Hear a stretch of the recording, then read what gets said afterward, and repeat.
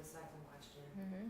Can you briefly explain the connection between colonialism and neoliberal development in the Dominican Republic?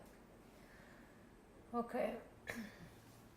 So one of the things I kind of find out is that when you do the analysis of the mining abuses and conflicts from a, let's say, a naive perspective, like without taking into account the political economy or anything like that, you start finding out things that don't make sense.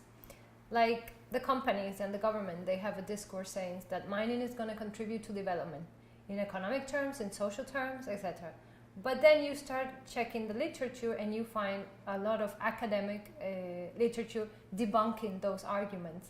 Even from the same mining company, you have the World Bank, which is a great supporter of mining company.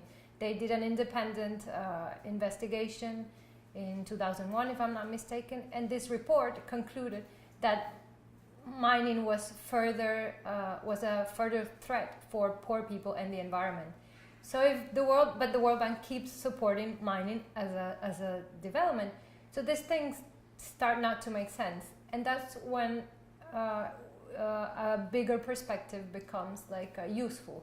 And then I started finding some authors that explain this wave of mining investments in Latin America and other developing countries as part of the neoliberal process by which the world capitalist systems took away the limits to capital expansion that the state had put, like control to capital investments and regulations.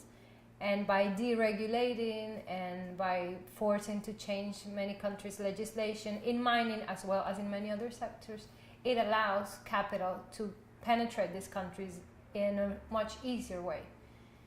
So this type of analysis sometimes shows sheds light to some of the things going on, that if you don't take them into account, then your level of understanding you cannot go deeper, you just get to one level. And so there are authors, I remember for instance a really good author there are two of them, their last names is Gordon and Weber, that they analyze and they explain very well specifically the incursion of Canadian mining in Latin America. Canadian because most of the multinational mining are concentrated in Canada because of historical reasons or whatever, and Latin America because it's one of the greatest deposits of mineral left in the world.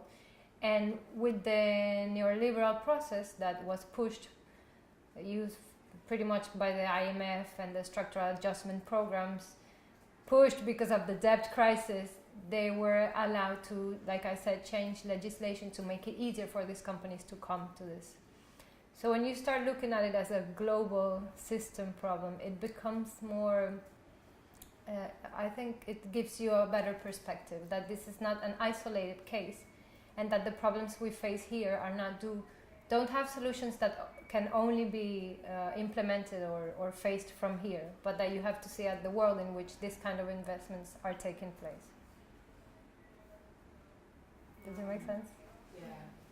Would you like to talk about, I don't know if you've covered this much, but kind of the comparisons between colonialism when Europeans first came to the Dominican and colonialism in the form of neoliberalism today? Well, there are authors that have framed the neoliberal process as a recolonization process of the central capitalistic country to the rest of the world. And from that perspective, there is an interesting analogy because especially this can be happening in many other economic activities, but in the case of mining, it's much more, it has a stronger symbolic importance because you are literally appropriating the earth, right? And also the colonial process in Latin America started very strongly with mining and the exploitation of native populations for mining purpose and the massive extract of gold and silver from Spain mostly that also fueled the capitalistic process later on in Europe. So it's a very symbolic and important activity, that of mining. And when you see what's happening now, is the same appropriation of your natural resource from the land, right? In this case, the mineral from the land. And there is another interesting analogy that in the time of in the colonial times, this appropriation was justified with an ideological discourse, which was that of Christianization. So Spanish would come to the island, and this was, in the case of Pueblo Viejo, it happened. It was one of the first gold mines of the New World, and the Spanish exploited it in the 1500s. During the Spanish conquer, the discourse was that of, we are coming to save the souls of the native populations, we're coming to Christianize them, and then therefore they should be thankful that we're coming to save their souls. And with that discourse, they took the richness of the soil and they enslaved the populations, and they devastated the environment, etc. So what's happening now is that you have again external, it was Spain in that time, now you can say is either Canada, either United States, either any other of these central capitalistic countries coming again, from the point of view of the people in here, it's again an external actor coming to your land to take the richness. And this time there is a new ideological discourse, which is that of development.